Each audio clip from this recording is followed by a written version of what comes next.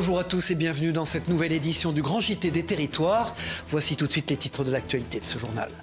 L'émotion est grande après la mort du pape François ce 21 avril. Le souverain pontife était très apprécié pour ses choix forts et ses prises de position. Dans cette édition, nous écouterons des fidèles devant la cathédrale Notre-Dame de Paris, peu de temps après l'annonce de son décès. Le groupe LVMH ne cesse d'investir pour développer ses activités. La célèbre marque de joaillerie Bulgari a notamment inauguré la plus grande manufacture du monde en Italie, avec comme fil rouge le savoir-faire de nos territoires. Vous le verrez dans ce journal. Le 1er mai est un jour spécial dans le calendrier. Chaque année, à cette date, nous célébrons la fête du travail. Mais les boulangeries ne le voient pas de cet œil et comptent bien travailler ce jour-là. Explication dans cette édition avec LMTV Sarthe. Et puis, c'est une première mondiale dans le milieu animal, dans la Loire. Un lion de 5 ans vient de subir une greffe osseuse. Une prouesse chirurgicale que nous racontera notre partenaire TL7 sur place. Je vous le disais dans les titres, le pape François est décédé ce lundi 21 avril. Un souverain pontife qui aura marqué l'histoire pour sa simplicité et son ouverture sur le monde. Écoutons des fidèles sur le parvis de la cathédrale Notre-Dame de Paris, lundi à midi, peu de temps après l'annonce de son décès. C'est notre partenaire 20 minutes télévision qui était sur place. On s'y attendait un peu quand même depuis le temps que le pape était mal parti, je dirais.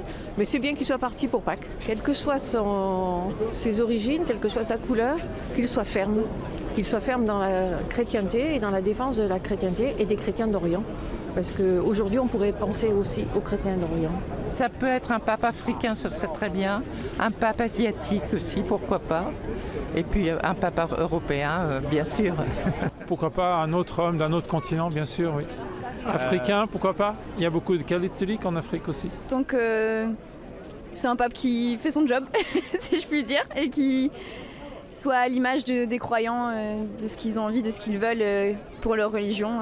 Moi, peu importe d'où il vient. Depuis son élection en 2013, le pape François était réputé pour son ouverture d'esprit et ses prises de position fortes.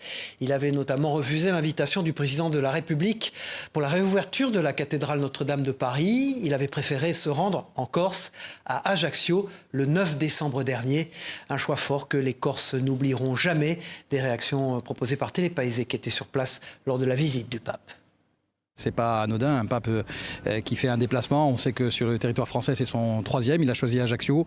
Pour nous, c'est une grande satisfaction. Et puis, c'est une façon, effectivement, d'exposer positivement notre territoire. Voilà, c'est une terre chrétienne, une terre catholique. Je pense que le pape a été sensible aussi à cette dimension. On a conscience que pendant longtemps, on en parlera et ça sera ancré durablement dans nos cœurs et dans nos esprits. C'est extraordinaire.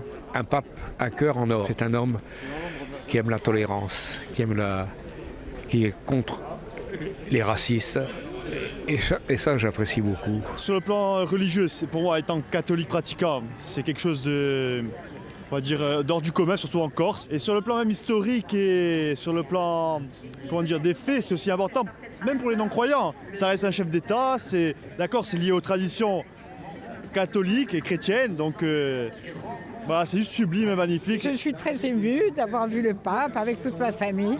C'est un honneur pour la Corse et on est vraiment très heureux. C'est une chance pour la Corse, c'est une chance pour nous et on l'en remercie et c'était super et la petite a été bénie et on est hyper contents. Au moment où l'environnement économique international devient de plus en plus incertain, le groupe LVMH continue, lui, d'investir. Le célèbre joaillier Bulgari, qui appartient au groupe, vient de doubler son site de fabrication de bijoux précieux, près de Milan, en Italie. Le numéro 1 du luxe affirme vouloir miser sur le savoir-faire des territoires. Regardez ce reportage pour le Grand JT des Territoires de Christophe Rigaud en Italie. C'est ici, à Valenza, dans le Piémont italien, que la célèbre maison joaillière Bulgari ouvre un nouveau chapitre de son histoire. Avec la nouvelle extension de son site de plus de 19 000 m², Bulgari devient la plus grande manufacture de bijoux au monde consacrée à une seule marque. C'est sur ce site que sont fabriqués les modèles iconiques de la maison, comme Serpenti ou Diva's Dream. L'extension du site doit accompagner la croissance de Bulgari, propriété du groupe LVMH. Elle correspond à la fois à un besoin de plus de capacité de Bulgarie pour continuer sa croissance mondiale, qui a été remarquable depuis l'acquisition, et d'un autre côté aussi d'intégrer plus de métiers. Il faut savoir que la joaillerie, c'est des dizaines d'expertises différentes. C'est difficile de les maîtriser toutes, et c'est pour ça d'ailleurs qu'on travaille avec un très grand tissu de partenaires dans la région de Valenza et dans toute l'Italie. Ici, dans le Piémont, l'artisanat est une vraie tradition depuis le début du 19e siècle. Et en Italie comme en France, LVMH s'appuie sur les savoir-faire des territoires.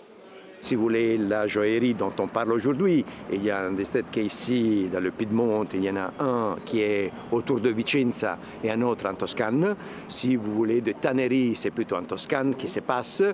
Si vous voulez des chaussures, c'est plutôt Veneto, les marques à Naples. Chaque région a ses spécialités et ça vient de siècles et de siècles d'expérience.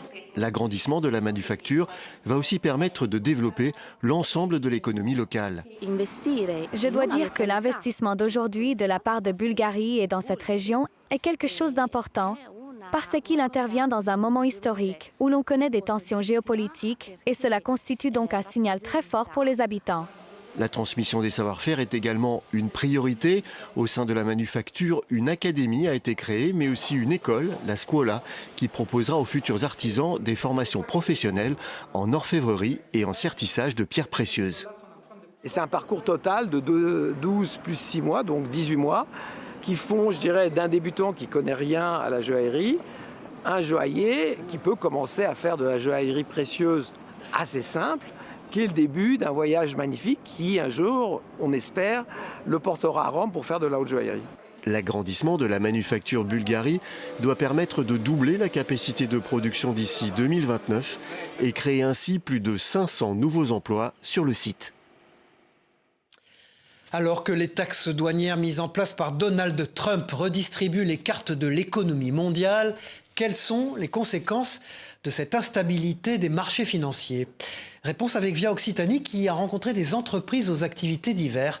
Regardez. Quelles sont les conséquences de l'instabilité des marchés financiers et monétaires pour l'économie d'Occitanie? Nous avons d'abord posé la question au patron de BioUV Group basé à Lunel dans l'Hérault. Il fait du traitement de l'eau par différents procédés sans produits chimiques. Pour lui, le marché américain, c'est un peu moins de 8% de son chiffre d'affaires, mais le risque est ailleurs. Le fait d'être coté en bourse et l'instabilité fait qu'une société comme la nôtre, qui est plutôt petite, souffre de volatilité très importante au cours des dernières semaines. On continue à envisager de s'installer aux États-Unis. On a fait une levée de fonds de 8 millions d'euros il y a un peu plus de 2 mois pour continuer à nous développer à l'international et notamment en essayant de trouver un partenaire aux États-Unis qui puisse avoir un lieu pour pouvoir assembler et éventuellement manufacturer et surtout pour pouvoir continuer à distribuer nos produits sur le territoire américain. Et ainsi alimenter le premier territoire mondial pour le développement des piscines privées, marché historique de BioUV. Dernier exemple, le groupe Katana basé à Canet-en-Roussillon, dans le top 3 mondial des fabricants de catamarans de croisière. 300 bateaux produits chaque année sur différents sites. Ici, l'inquiétude est d'abord boursière et monétaire. Tout le monde est un peu en attente. Les clients ont besoin souvent de vendre une partie de leurs actions pour pouvoir s'acheter et s'offrir le bateau. Ce qui nous inquiète, c'est effectivement la stabilité, et ça, elle est incontournable, la stabilité euro-dollar. Ça, c'est un vrai facteur important que nos clients regardent, parce que le bateau, effectivement, si le dollar est plus faible, eh bien le bateau devient irrémédiablement plus fort. Mais du côté de ce marché en pleine expansion, on reste confiant. La demande mondiale de grands catamarans ne faiblit pas sur une gamme qui démarre à plus de 500 000 € pour aller à plus de 2 millions. Avec les taxes douanières instaurées par Donald Trump, les vins et champagnes français sont évidemment en première ligne. Une situation inquiétante pour toute une filière. Jean-Jacques, un vigneron de Haute-Marne, veut quant à lui rester optimiste. Écoutons-le au micro de Puissance Télévisions. Tous les vins effervescents qui rentrent aux États-Unis, la part du champagne progresse toujours et passe de 20% sur l'ensemble ils appellent les sparkling wines, à 30% donc, du marché, quoi. Et en valeur, la progression est également assez importante. Nous faisons 10% de nos ventes sur le Canada. Peut-être qu'il y aura des incidences au niveau du Canada, mais qui seront beaucoup moindres, je pense, que les États-Unis. Mais on va dire que c'est une situation économique nouvelle qui, à nos yeux qui apparaît. On va vivre, je pense, une ère nouvelle dans le commerce international. La semaine dernière, le ministre de l'Intérieur, Bruno Retailleau, était en visite à Limoges. L'occasion pour lui de visiter l'établissement de logistique de la police nationale. Un établissement majeur du ministère et de la sécurité du pays. Retour sur cette visite avec notre partenaire 7 à Limoges sur place. Le ministre de l'Intérieur s'est rendu à l'établissement central logistique de la police nationale qui se situe à Limoges. Un établissement majeur dans la logistique du ministère. J'ai tenu à venir ici dans ce centre national de logistique, pas seulement pour la police nationale, pour la gendarmerie nationale, pour la sécurité civile. Et pour faire fonctionner en fait le ministère, il y a besoin de matériel qui sont très performantes, de voitures, d'armements, etc., etc. Et ici, j'ai été vraiment émerveillé par ce que j'ai vu. J'ai vu en fait une entreprise industrielle de très haute performance, avec des coûts qui sont très faibles, ce qui pourrait en réalité rivaliser avec les meilleures entreprises. C'est un département donc, qui soutient les forces de sécurité intérieure. Un atelier central automobile qui est en fait une carrosserie industrielle en mesure d'entreprendre tout type d'aménagement donc au bénéfice des forces de sécurité intérieure. Nous avons le magasin central qui est une plateforme de stockage et de distribution donc en mesure de livrer tout point du territoire et également l'outre-mer. Nous avons le centre de formation technique et de documentation et enfin donc le centre technique de l'armement donc qui fait du reconditionnement d'armement. On peut dire que le ministère de l'Intérieur, c'est aussi en réalité une entreprise qui permet notamment de travailler sur des véhicules qu'on reçoit des concessionnaires et on les transforme complètement, qu'ils vont devenir des véhicules pour la police nationale, pour la gendarmerie nationale, des armes aussi qu'on va reconditionner, qu'on va entretenir, etc. Et avec à chaque fois un souci de l'efficacité et un souci de l'économie. Qui n'a jamais attendu plusieurs mois pour obtenir un simple rendez-vous chez un ophtalmologue? Eh bien, pour lutter contre ce phénomène, ce bus itinérant propose des dépistages gratuits sans rendez-vous. Et vous le verrez, le constat est quand même plutôt inquiétant. Reportage de Vosges TV. À l'heure des déserts médicaux et du manque de spécialistes, le bus de l'UNADEV, l'Union nationale des aveugles et déficients visuels, un cabinet mobile d'ophtalmologie qui offre des dépistages gratuits et sans rendez-vous pour des pathologies liées à l'âge dites cécitantes. C'est tellement difficile d'avoir un rendez-vous chez les ophtalmos, alors c'était l'opportunité. Il faut avoir plus de 40 ans ou des antécédents familiaux pour bénéficier de cet examen. Le docteur Vuidard ne contrôle pas la vue, mais dépiste 4 pathologies, une éventuelle dégénérescence maculaire, la DMLA, un glaucome, une rétinopathie diabétique ou la cataracte, souvent l'affection la plus commune. Je suis étonnée ici, depuis hier seulement, puisqu'on a commencé hier, du nombre de personnes où je marque cataracte. Comme ils n'ont pas vu d'ophtalmologiste depuis un certain temps, ils constatent qu'ils voient moins bien, mais ils ne savent pas à quoi c'est dû. Normalement, à partir de 45 ans, on devrait voir un ophtalmologiste tous les 2 ans, sauf que c'est très difficile parce qu'il y a une pénurie d'ophtalmologistes. Selon une étude de l'UNADEV, 2 Français sur 5 sont concernés par une maladie cécitante, parfois sans le savoir. Ce cabinet d'ophtalmologie itinérant tourne depuis 2011 en France. Pour la première journée, une 50aine de personnes en a bénéficié. On cible en priorité les zones blanches, dont les zones où c'est que les rendez-vous chez les ophtalmologues sont assez conséquents. Chaque personne qui passe dans le bus repart avec un petit carnet. On met dessus les résultats des examens qu'ils ont faits. Si tout est bon, c'est rassurant pour la personne. Par contre, s'il y a le moindre doute, on les oriente vers leur ophtalmologue. Les gens sont plus ou moins prioritaires pour pouvoir avoir un rendez-vous.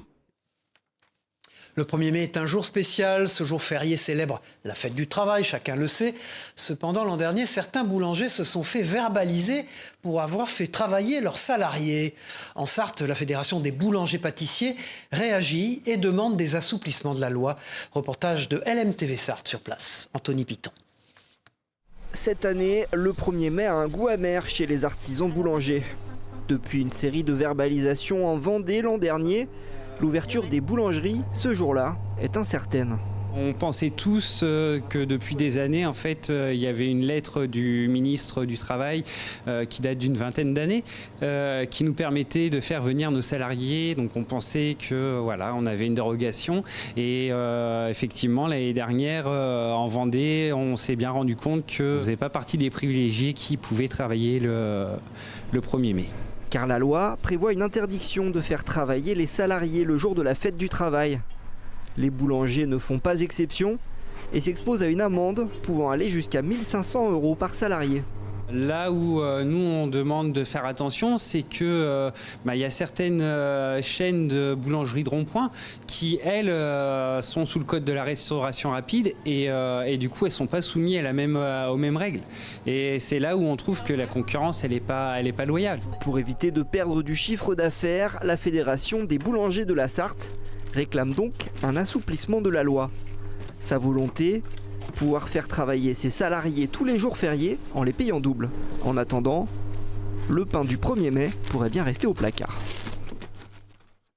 C'est une première mondiale qui s'est jouée en toute discrétion dans la Loire. Un lion de 5 ans souffrant d'un grave problème dentaire a été opéré avec succès grâce à une greffe osseuse.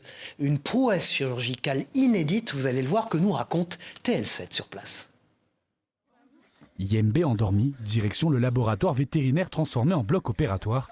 La mission du jour est bien périlleuse. Ce lion de 5 ans souffre d'un problème dentaire. Ses dents ont poussé sans sortir de sa mandibule, des dents invisibles qui ont causé kystes et fragilisation osseuse. Il a fallu faire 2 opérations pour retirer ces 2 molaires coincées dans la mâchoire. Donc la première opération a eu lieu en décembre. On a retiré la molaire la plus rostrale, donc celle qui était le plus à l'avant, la plus petite des 2. Et lors de cette deuxième opération, on a retiré la plus grosse des 2 molaires qui était à l'arrière de la mandibule. L'intervention s'est voulue le moins invasive possible pour le lion.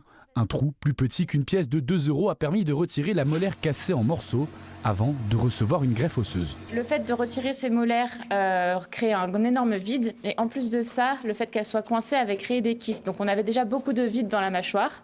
C'est pourquoi il a fallu mettre une greffe osseuse pour combler tout ce vide. Cette greffe osseuse, prélevée d'un autre lion décédé, est une première mondiale. C'est le laboratoire Host qui est situé en Auvergne qui s'est occupé de cette greffe, qui nous l'a fournie gracieusement. Habituellement, ils sont plutôt spécialisés dans les greffes osseuses en humaine.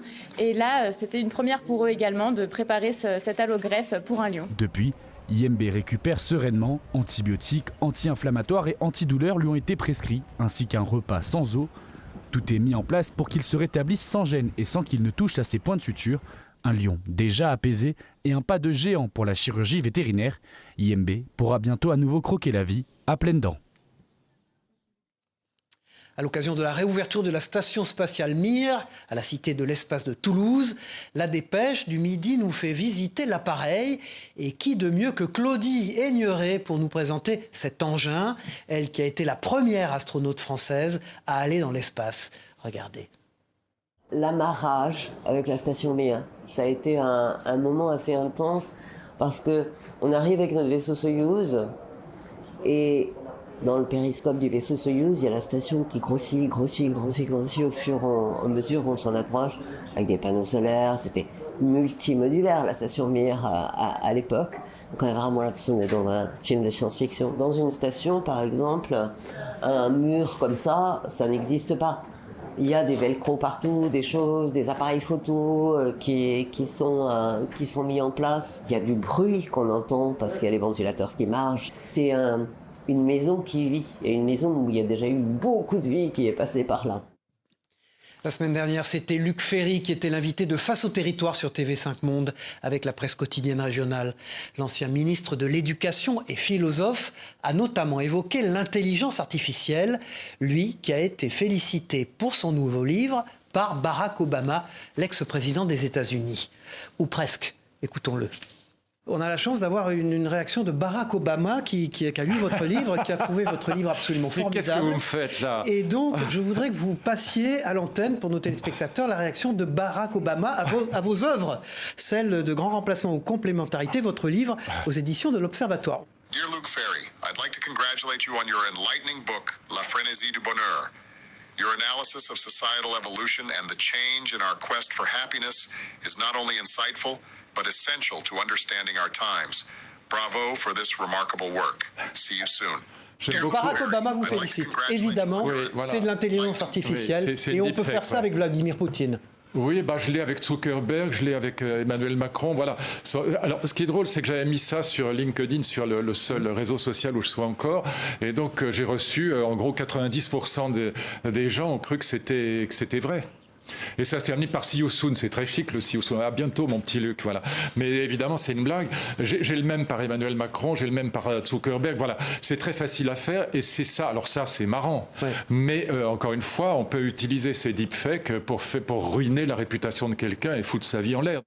Voilà, et puis un peu d'histoire dans ce journal maintenant. Stéphane Bern suit les traces de Napoléon Bonaparte à Brienne-le-Château dans l'Aube. Le passionné d'histoire s'est rendu dans l'école militaire de Napoléon et nous dévoile les liens entre la commune et l'empereur. Regardez ce reportage de Canal 32.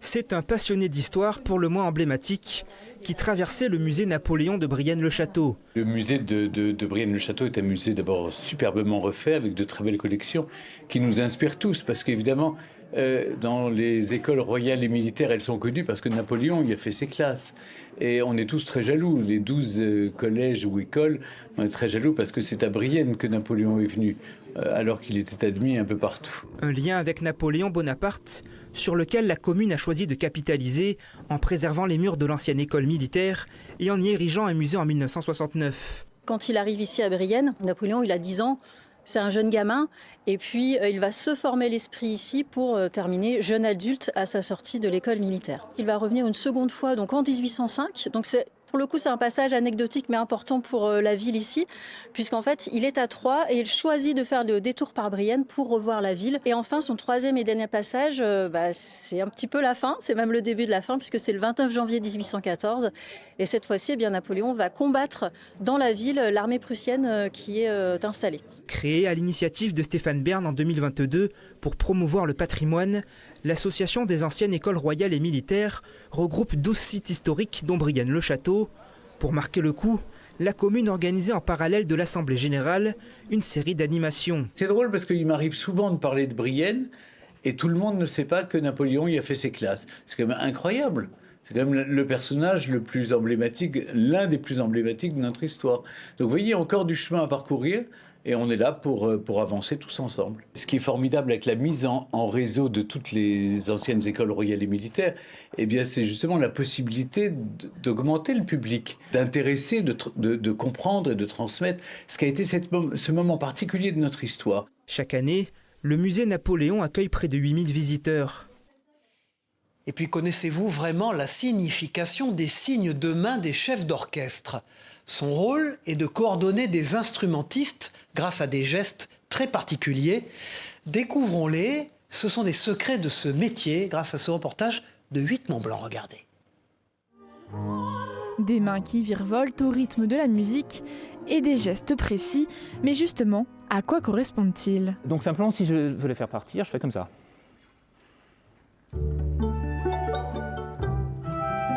En fait, ce qui est très important toujours, c'est de donner une levée.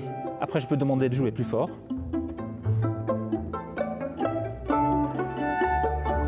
Face au chef d'orchestre, c'est un quintet qui répète aujourd'hui pour le marathon du piano d'Évian. Concentrés sur leur partition, les musiciens gardent toujours un œil rivé sur lui. Des indications de tempo, des indications de départ tout simplement aussi. Et puis après, on regarde notre partition, mais on est censé aussi le regarder soit directement, soit indirectement. Et n'allez pas croire que le chef d'orchestre est toujours debout face aux instrumentistes. Lui-même musicien, il apprécie de retourner pendant le concert à son premier amour, le piano. On commence déjà avec l'étude d'un instrument, à vraiment maîtriser ça. Et puis l'envie de diriger vient souvent un petit peu plus tard. Donc ça c'est le cas oui, pour presque tous les chefs d'orchestre. Et puis moi j'avais commencé par le piano, donc c'était tout simplement comme ça. J'ai joué un peu de violon aussi. Pas pendant très longtemps, mais bon, c'est quand même utile aussi quand on est chef d'orchestre d'essayer plus d'instruments. Une bonne connaissance des différentes familles d'instruments et surtout un imaginaire sonore très développé sont la clé pour prévisualiser la couleur des instruments, les hauteurs ou encore les accords. Est-ce que c'est clair ce que... Ça se prépare avant, donc on a ce qu'on appelle le conducteur en français, donc la partition d'orchestre où il y a toutes les parties superposées de tous les instruments, ce que joue tout le monde en même temps. Donc en tant que chef, on a ça, et puis on prépare les répétitions comme ça, on regarde qu'est-ce qui va avec quoi, quels instruments jouent ensemble. Diriger quelques musiciens à plusieurs dizaines d'instrumentistes, un rêve de gosse devenu réalité pour ce virtuose néerlandais. Et puis c'est un monument de la télévision et de la radio que je vous propose de découvrir maintenant, Philippe Bouvard. Une légende qui s'est confiée dans un entretien exclusif. À 95 ans, le créateur des grosses têtes m'a livré ses derniers secrets. Écoutons cette anecdote sur sa rencontre avec le président Valéry Giscard d'Estaing. À voir sur TV5 Monde, aux jours et aux heures qui s'affichent sur l'écran.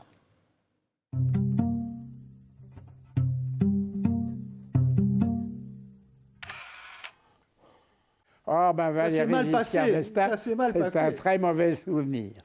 Il m'avait invité, on était 4. Il regardait partir ses invités après le repas.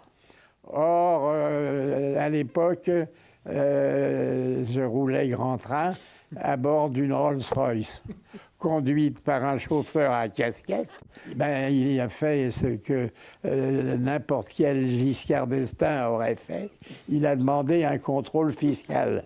Un contrôle qui a duré pendant 10 ans. Ben, ils n'ont rien trouvé. Sinon que j'avais fait des économies pour acheter ma belle voiture. Voilà. Voilà, au revoir, c'est la fin de ce journal. Merci à vous de l'avoir suivi. On se retrouve très vite pour une nouvelle édition du Grand JT des Territoires. Au revoir.